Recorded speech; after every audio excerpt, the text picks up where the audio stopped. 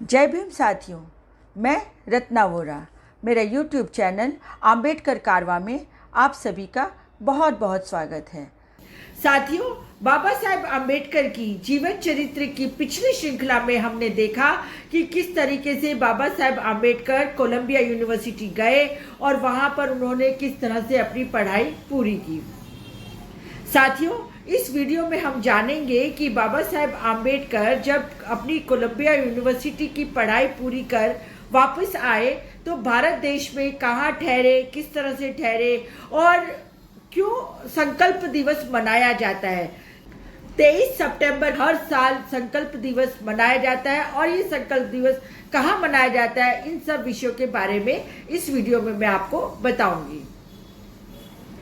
साथियों, आपने पाठ्य पुस्तकों में और किताबों में और इतिहास की किताबों में कई बार पढ़ा होगा, महात्मा गांधी के सत्य के प्रयोग में भी पढ़ा होगा कि किस तरीके से महात्मा गांधी जब साउथ अफ्रीका में एक ट्रेन में ट्रैवल कर रहे थे, उस टाइम पे उनके पास फर्स्ट क्लास का टिकट था और फर्स्ट क्लास का टिकट होते हुए भी एक गोरा अंग्रेज वहाँ पे उनके कोच पे आता है और उनको धक्के मार कर और बहुत बुरी तरीके से उनको व्यवहार करके, अभद्र व्यवहार करके ट्रेन से उनको फेंक देता है उनके सामान के साथ। और इससे बहुत ज़्यादा महात्मा गांधी आहत हो जाते हैं और आहत होने के बाद वो उसी ठंड में पूरी रात उसी प्लेटफॉर्म पर बिताते हैं और तब वह संकल्प करते हैं कि चाहे कोई भी परिस्थिति आ जाए पर इन गोरों को वह देश से भगाकर, खदेड़कर और देश को आज़ाद करके ही दम लेंगे। साथियों, महात्मा गांधी के बारे में जो ये किस्सा है, इसके बारे में आप सभी अच्छी तरह जानते हैं, परंतु आज के इस वीडियो में मैं बताना चाहती हूँ कि बाबा साहेब आम्बेडकर के जीवन में भी एक ऐसा टर्निंग पॉइंट और एक ऐसा समय आया कि जब उनके जीवन की पूरी सोच बदल गई। और ऐसा क्यों हुआ उसके बारे में आज मैं आपको इस वीडियो में बताती हूँ।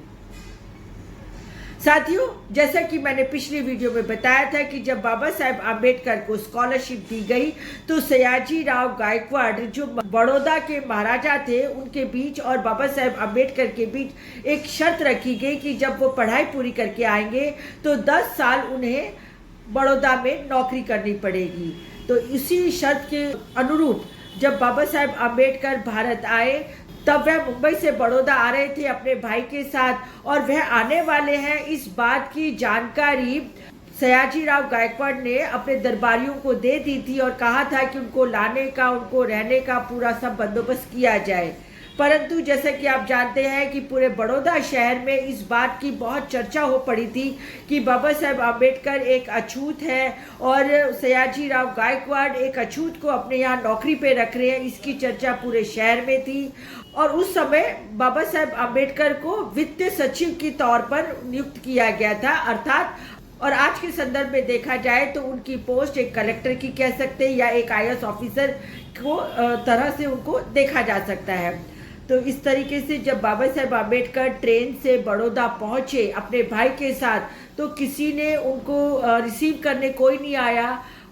और इस तरीके से बाबा साहेब आम्बेडकर कई जगह गए, उन्होंने रहने के लिए जगह मांगी पर किसी ने उनको जगह नहीं दी, क्योंकि जैसे ही उनका परिचय देते पूछते और अपने परिचय में वो कहते कि वह महार जाति के अछूत है तो सभी लोग अपने घर के दरवाजे या होटल लॉज के दरवाजे बंद कर देते और कह देते साफ तौर पर कि भाई हमारे यहाँ अछूतों के लिए कोई जगह नहीं है। इस तरीके से बाबा साहेब आम्बेडकर को काफ़ी मुश्किल हुई अपने लिए जगह ढूंढने के लिए। अंत में उन्होंने सोचा कि चाहे कुछ भी हो रहना तो पड़ेगा, तो वह एक पारसी की होटल में पहुंचे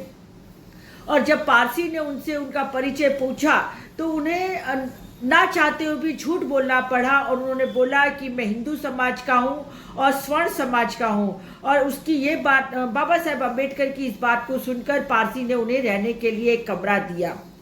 तो इस तरीके से बहुत ही मुश्किल से अपनी जो आइडेंटिटी है, अपनी पहचान को छुपाने के बाद बाबा साहेब आम्बेडकर को एक कमरा मिला रहने के लिए।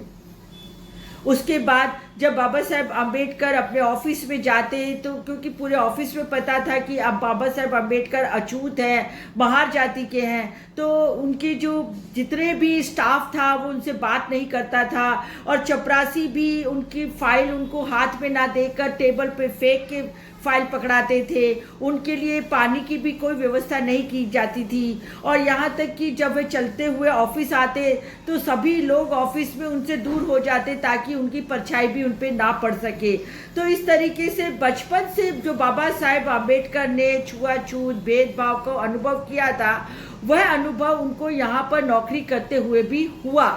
इतना पढ़ने लिखने के बावजूद भी बाबा साहेब आम्बेडकर का जो जातिगत व्यवस्था की वजह से, मनुवादी व्यवस्था की वजह से जो उनके साथ छुआछूत का व्यवहार होता था वो खत्म नहीं हुआ। तो इस तरह कुछ दिन तो उन्होंने उस पारसी की होटल में रहते हुए निकाल दिए, परंतु तुरंत ही और जल्द ही पता चल गया पूरे शहर में कि बाबा साहेब आम्बेडकर एक पारसी की होटल में अपने पहचान छुपा के रह रहे हैं। तो सबसे पहले तो जो स्वर्ण समाज के हिंदू थे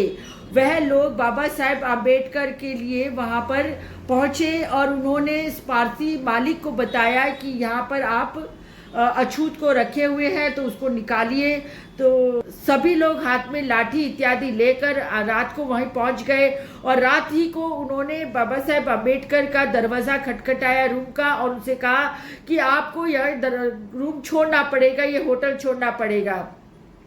बाबा साहेब आम्बेडकर ने बहुत आजीजी किया, बहुत रिक्वेस्ट किया कि आप प्लीज़ मुझे एक रात को लिए यहाँ रहने दीजिए, परंतु किसी ने भी बाबा साहेब आम्बेडकर की बात नहीं मानी और उन्हें डरा धमका के गाली गलौज करके उनके जाति के बारे में एक अपशब्द बोलते हुए उनको वहीं उसी रात को होटल छोड़ने के लिए मजबूर किया। उनका सारा सामान फेंक दिया और इस तरीके से बाबा साहेब आम्बेडकर को आधी रात को वो होटल छोड़ना पड़ा। साथियों, बाबा साहेब आम्बेडकर अपना सामान लेकर चलते चलते कई जगह पहुंचे और फिर अंत में वहां पर सयाजी बाग करके जो एक बगीचा था वह उस बगीचे में पहुंचे और वहां एक बरगद का पेड़ था। उस बड़े बरगद के पेड़ के नीचे बैठकर उन्होंने वहां पे अपनी रात बिताई। परंतु जब वह रात बिता रहे थे तो आप समझ सकते हैं कि नींद का तो कोई सवाल ही नहीं था। बाबा साहेब आम्बेडकर अपने आप को बहुत आहत महसूस कर रहे थे। उनके दिलो दिमाग पे इतना धक्का पहुंचा था कि वह ये सोच रहे थे कि आखिर इस देश के अंदर छुआछूत की जड़ें इतनी गहरी हो चुकी हैं कि मेरा जैसा व्यक्ति जो इतना पढ़ा लिखा व्यक्ति है, अगर उसके साथ इतना अपमानजनक व्यवहार होता है तो जो गांव में रह रहे हैं, जो गरीब लोग हैं, जो मतलब शहरों में रहते हैं परंतु जिनके पास कोई साधन संपन्न नहीं है, परंतु वह अनुसूचित जाति के हैं, अछूत हैं, जिनको साथ में मनुवादी व्यवस्था के तहत उन्हें शूद्र की श्रेणी में रखा गया, उनके साथ क्या नहीं होता होगा। और इस बात को सोचते सोचते बाबा साहेब आम्बेडकर ने पूरी रात वहाँ उस बगीचे में गुजार दी और यह समय था, यह दिन था 23 सितंबर 1917। साथियों, 23 सितंबर 1917 को बाबा साहेब आम्बेडकर ने संकल्प किया और संकल्प में उन्होंने यही कहा कि मैं किसी भी हालत में, किसी भी कीमत पे अपने समाज को, शूद्र समाज को आज़ादी दिला के रहूँगा। जो जातिगत बेड़ियाँ हैं उन जातिगत बेड़ियों से उनको आज़ाद करा के रहूँगा। और इस वजह से उन्होंने उस दिन संकल्प किया, उस दिन प्रण लिया और इसी वजह से 23 सितंबर को संकल्प दिवस के नाम से पूरे विश्व में जाना जाता है, पूरे देश में जाना जाता है। परंतु ये वीडियो बनाते वक्त मैं आपको खास तौर पे ये कहना चाहती हूँ कि जिस तरीके से महात्मा गांधी ने एक संकल्प लिया, दृढ़ निश्चय किया कि वे गोरों को अपने देश से भगा के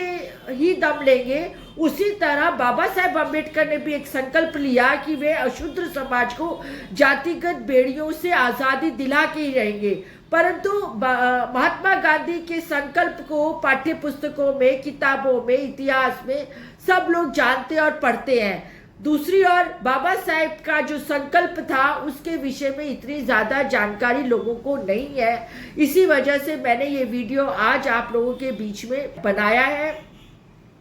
साथियों, इस वीडियो के साथ साथ मैं एक और बात कहना चाहती हूँ जो कि आज के संदर्भ में है। आज के संदर्भ में भी यदि आप अपनी जाति को बताकर किसी अगड़ी सोसाइटी में, स्वर्ण लोगों की सोसाइटी में, अपर कास्ट की सोसाइटी में यदि आप मकान लेना चाहते हैं या फिर किराए पे भी मकान लेना चाहते हैं, तो आज की तारीख में भी, जबकि भारत देश को आज़ाद हुए 75 साल से ऊपर हो गए हैं, तो भी आज की तारीख में भी स्वर्ण समाज में आपको कोई रहने के लिए मकान नहीं देगा। कहने का अर्थ यही है कि मनुवादी व्यवस्था की जड़ें इतनी गहरी तक अभी भी जनमानस के अंदर है कि आज की तारीख में भी छुआछूत, भेदभाव सब कुछ हो रहा है। मनुवादी विचारधारा वाले लोग हिंदू समाज में कलंक है। यही मनुवादी विचारधारा वाले लोग देश में किसी भी तरह की प्रगति नहीं चाहते हैं। वह सिर्फ ये चाहते हैं कि ब्राह्मणवादी व्यवस्था जो मनुस्मृति ने तय करके रखी है, उसी व्यवस्था में आज की तारीख में भी हमारे शूद्र समाज को रहने के लिए वे मजबूर करना चाहते हैं। तो साथियों, इस वीडियो के साथ मैं एक आपको मैसेज देना चाहती हूँ कि ये जो भारतीय जनता पार्टी है, वह भारतीय जनता पार्टी की मानसिकता सिर्फ और सिर्फ मनुवादी मानसिकता है, ब्राह्मणवादी मानसिकता है। इसीलिए हमें ये समझना होगा कि हमें किन लोगों का साथ देना है, क्योंकि बाबा साहेब अम्बेडकर ने अगर हमें वोटिंग का राइट दिया है तो हमें सोच समझ के अपने वोट के राइट को भविष्य में इस्तेमाल करना है। इसके साथ ही मैं अपनी बात यहीं ख़त्म करती हूँ। फिर मिलूंगी एक नए वीडियो के साथ। तब तक के लिए जय भीम। साथियों, यदि आपको ये मेरा वीडियो पसंद आया हो तो मेरे YouTube चैनल अंबेडकर कारवां को सब्सक्राइब कीजिए, ज़्यादा से ज़्यादा शेयर कीजिए और लाइक कीजिए। और मुझे आप इंस्टा पे फॉलो कर सकते हैं, फेसबुक पे मिल सकते हैं और ट्विटर पे भी फॉलो कर सकते हैं। मैं अकेला ही चला था जानिबे मंजिल, मगर लोग साथ आते गए, कारवां बनता गया।